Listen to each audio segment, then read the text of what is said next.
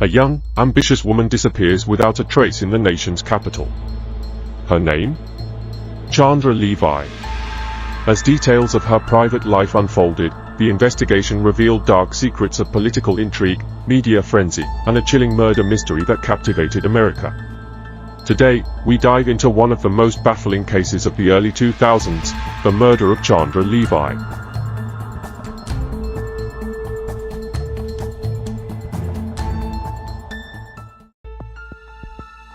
Chandra Levy was born in Cleveland, Ohio, in 1977 but grew up in Modesto, California. By all accounts, she was bright, driven, and fiercely ambitious. After earning a degree in journalism, she moved to Washington, D.C. for an internship with the Federal Bureau of Prisons, a dream opportunity for the young woman aspiring for a career in government. In May 2001, as her internship was coming to an end, Chandra was making plans for her next steps. She had dreams of attending graduate school, possibly at the University of Southern California. But before she could realize those dreams, Chandra disappeared.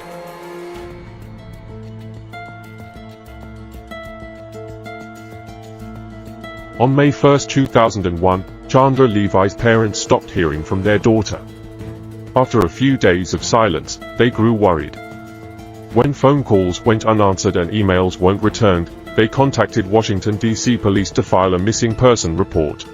What started as a local investigation quickly gained national attention. Chandra's phone records led police to search her apartment. Inside, they found her cell phone, packed bags, and wallet. It seemed as though she had vanished into thin air, leaving behind her life in a moment of mystery. As the investigation continued, it soon took an unexpected turn. Chandra's parents revealed that their daughter had been in a relationship with Congressman Gary Condit, married man representing California. The news of the affair rocked the political world, and the media latched onto the story, turning what was initially a missing person case into a sensational political scandal. Though Gary Condit cooperated with the police and denied any involvement in Chandra's disappearance, the public and the press couldn't resist speculating. Did the congressman know more than he was letting on? Could the affair have taken a deadly turn? The media pressure was relentless, and Condit's political career began to crumble. In a 2001 interview with Connie Chung, Condit remained vague and evasive, further fueling public suspicion. Yet, despite the media's obsession with the affair, there was no evidence linking Condit to any crime. Can you describe your relationship? What exactly was your relationship with Chandra Levy? Well, I met Chandra last October, and we became very close. I met her in Washington, D.C. Very close, meaning? We had a close relationship. I liked her very much. May I ask you, was it a sexual relationship? Well, Connie, I've been married for 34 years, and I've not been a perfect man, and I've made my share of mistakes. But out of respect for my family and out of a specific request from the Levy family, I think it's best that I not get into those details about Chandra Levy. Congressman Condit, do you recall when it was during President Clinton's impeachment hearings, you called for, and I quote, the public airing of every detail of his affair, saying, quote, only when we strip away the cloak of secrecy and lay the facts on the table can we begin to resolve this matter. Shouldn't those rules apply to yourself? Well, I've watched that clip and I've heard that quote. My view of that is it's taken out of context. The fact of the matter is that the Starr report was there, and the Republicans were drip, drip, drip releasing that report, and it was embarrassing. We want to talk about you, well, let me not finish. President Clinton. Clinton. Let me finish, because it relates to President Clinton.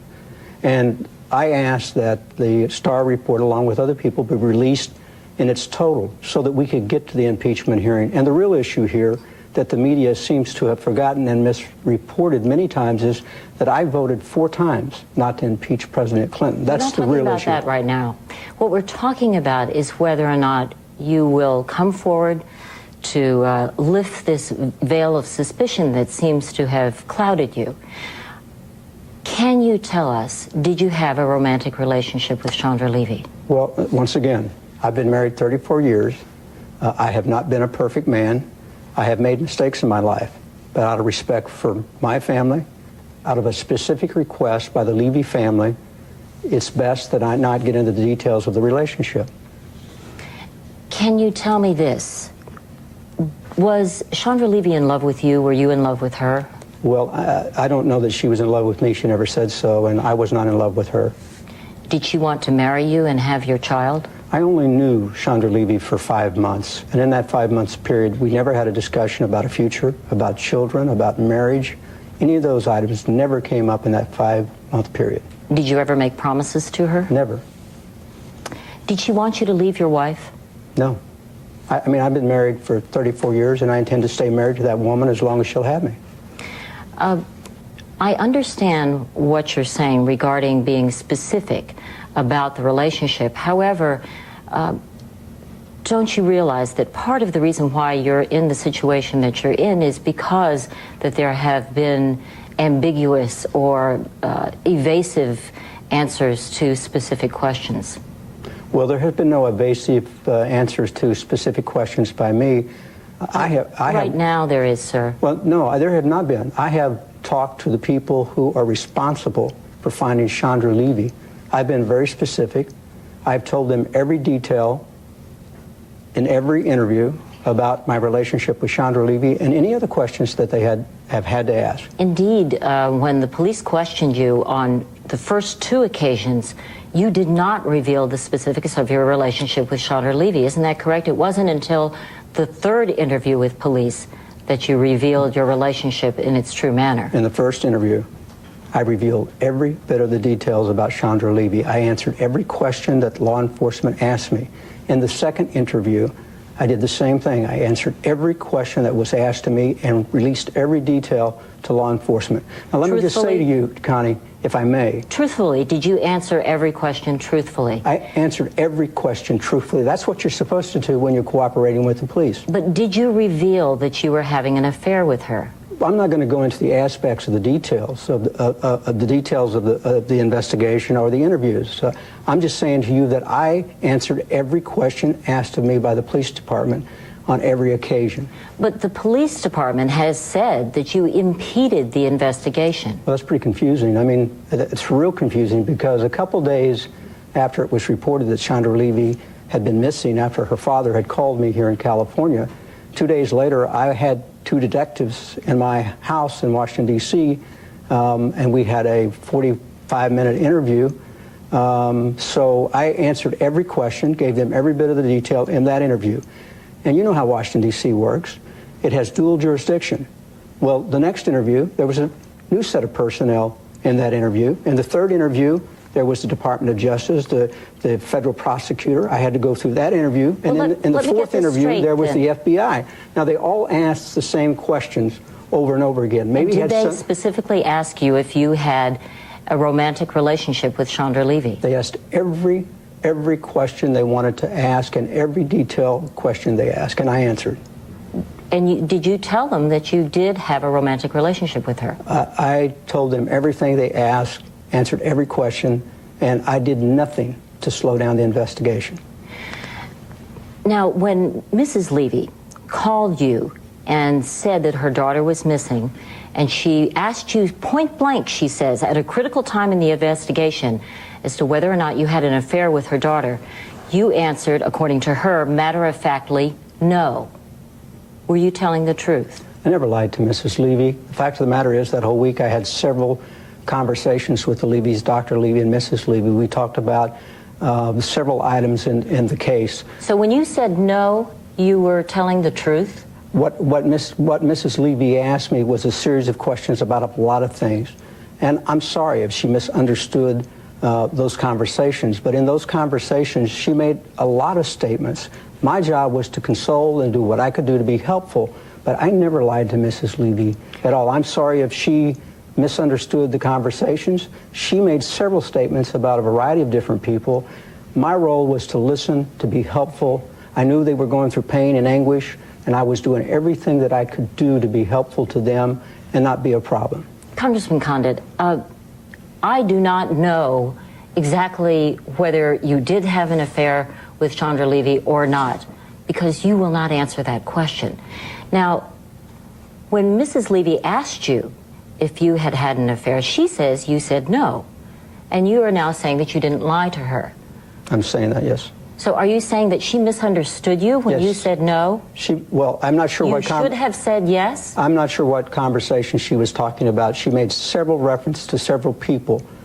My job was just simply to be helpful to her to try to get through whatever she was getting through. I never lied to Mrs. Levy. Well, I mean, here is a mother who is asking you a critical question about her daughter who is missing.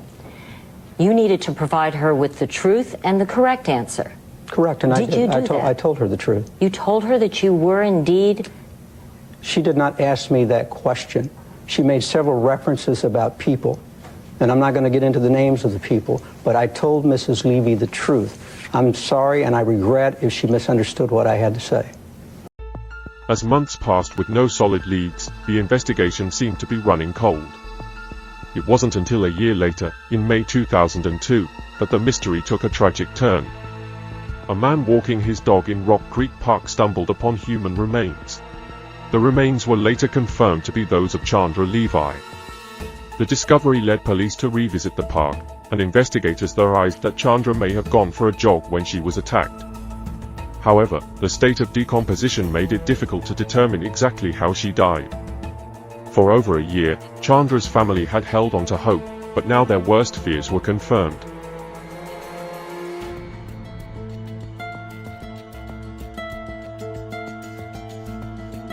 With Chandra's remains discovered, police began looking into anyone who might have been near Rock Creek Park at the time of her disappearance. Their investigation led them to Ingmar Guandic, a Salvadoran immigrant who had been convicted of assaulting 2 other women in the same park around the time Chandra vanished. Guandic was already serving time in prison for the attacks when he became the prime suspect in the Levy case. Although he denied any involvement, the similarities between the assaults and Chandra's disappearance made him a likely culprit. In 2009, after years of frustration for Chandra's family and the public, Guandic was charged with her murder. During his trial in 2010, prosecutors painted Guandic as a predator who stalked and attacked women in Rock Creek Park.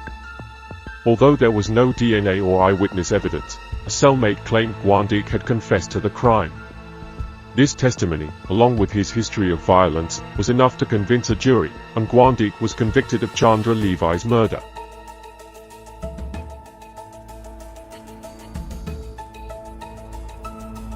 The conviction brought some relief to Chandra's family, but it would not be the end of the story.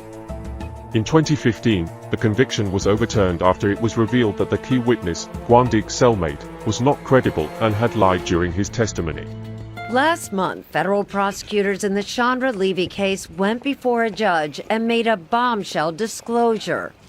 Ingmar Guandic had been convicted of Levy's murder with the help of a witness whose credibility is now in doubt.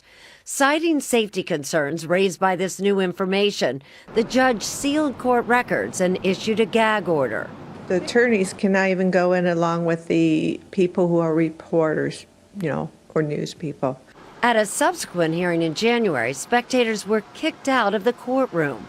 The case is now so shrouded in secrecy, not even Levy's parents know what's going on. Whether they have to have another trial or have another suspect or whatever, we don't know. They can't tell us because it's secret. Sex, power, murder. The recipe for a media firestorm. In May 2001, Chandra Levy, a beautiful young woman from California, mysteriously vanished. Suspicion fell on her congressman and paramour Gary Condit. 1 year later, her remains were found in Rock Creek Park. While Condit was never charged, his political career was derailed. Guandic was convicted in 2010 on a case without any physical evidence linking him to the crime. But 2 women said he attacked them in Rock Creek Park around the time Levy disappeared. And a jailhouse snitch claimed Guandic confessed to the Levy murder. His defense attorneys now accuse prosecutors of withholding the new information. Guandic has always maintained his innocence. He's a convicted rapist and an illegal alien. He's not legal at all or working or anything. He's just a criminal, so he shouldn't go free. But if he's innocent of murder, then he shouldn't be in jail for it. No matter what goes on, our daughter is dead. It doesn't really matter, except that they get the right person. For CBS This Morning, Erin Moriarty, New York. With the credibility of the witness in question, Guandic was granted a new trial. However, in 2017, prosecutors dropped the charges altogether, stating they no longer had enough evidence to pursue the case. Guandic was subsequently deported to El Salvador, leaving the Levy family devastated and once again without closure. And we begin with a stunning legal development in the Chandra Levy murder case. Prosecutors have dropped the charges against the man convicted of killing the Modesto native. The U.S. Attorney's Office will not retry Ingmar Guandique, and he will be released from prison. Levy disappeared back in 2001 while interning in our nation's capital. Her remains were found a year later. Guandique was tried and convicted in 2010, but granted a new trial last year. But according to the statement, prosecutors concluded they could not convict Guandique based on recent unforeseen developments that were investigated over the past week. The statement does not elaborate. Levy's mother still lives in Modesto. We spoke with her this afternoon. I have to say I'm in a state of shock, totally a state of shock. And I only wish that we can get the right person in, whoever did what happened to my daughter. And technically, there was a technical issue, and I am feeling pretty shocky right now, physically, emotionally not doing very well. Now, Levy, who was 24 at the time of her murder, was romantically linked to then Congressman Gary Condit. He was ultimately ruled out as a suspect and was never charged in the case. Ken Rosenfeld is a defense attorney in Sacramento. He joins us live now in our newsroom to give us some legal analysis on this bombshell in the Chandra Levy case. And Ken, one reason this happened had to do with a witness whose credibility had been called into question here. So was this just a case of the prosecution not having trust in the witness to move forward? No, not at all. I think that got you to the first stage of this. This happens in two stages. The first stage is the motion for a new trial that was granted, which just wipes out the conviction totally. The second stage is going forward with a new trial. So the witness testimony, the prosecution withheld witness evidence from the defense that was critical to the case. That's why a judge granted a new trial. But the statement that you read earlier tells you everything you need to know. There's something that happened over the last week that gave them who the true person is that did this crime, and it's not the man that's in custody, and that's why he's going home.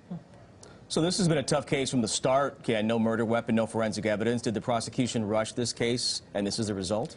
Well, I'm not sure if they rushed this case. The prosecution trusted a jailhouse snitch, which always has questions of credibility. Look, this is a high-profile, high-media case. I think it's somewhat suspect that Gary Conduit's attorneys are not returning calls and not answering questions. There's a person of interest, and if I was Gary Conduit and his people, I'd be very concerned about what evidence has been unearthed over the last week. So, Ken, where does this case go from here, and how tough is it to restart a case that's been around for so long? Well, the federal government's told you that they know who didn't do it, and that's the guy who's getting out of prison. If they thought they can convict him and they thought that he truly was the murderer, this case would be going forward. But they said that there was evidence uncovered over the last week, which gives them not just pause, but opening the jailhouse door so this guy goes out. So if this guy's going out, somebody's going to have to be going in. So that's where it stands right now. And I don't think the public's going to let this rest. And I think given the high-profile nature, it does get more attention than the regular case.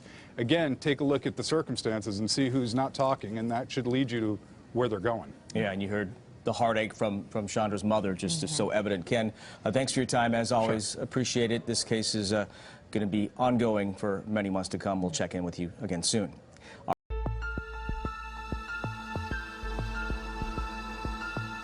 2 decades after Chandra Levy's disappearance, many questions remain unanswered. Did Ingmar Guandique really kill Chandra, or did the real perpetrator escape justice? Was the media's obsession with Gary Condit a distraction from the truth? Chandra Levy's case was more than just a murder mystery. It was a story of broken trust, media frenzy, and the tragic loss of a promising young woman. Her family continues to seek justice, and her death serves as a reminder of the unresolved dangers that lurk even in the most public of places. The murder of Chandra Levy may never be fully solved, but her legacy lives on in the fight for justice, privacy, and accountability. As we reflect on this tragic case, we remember a young woman full of promise, whose life was cut short too soon. Let's keep the conversation going in the comments below. What do you think happened to Chandra Levy?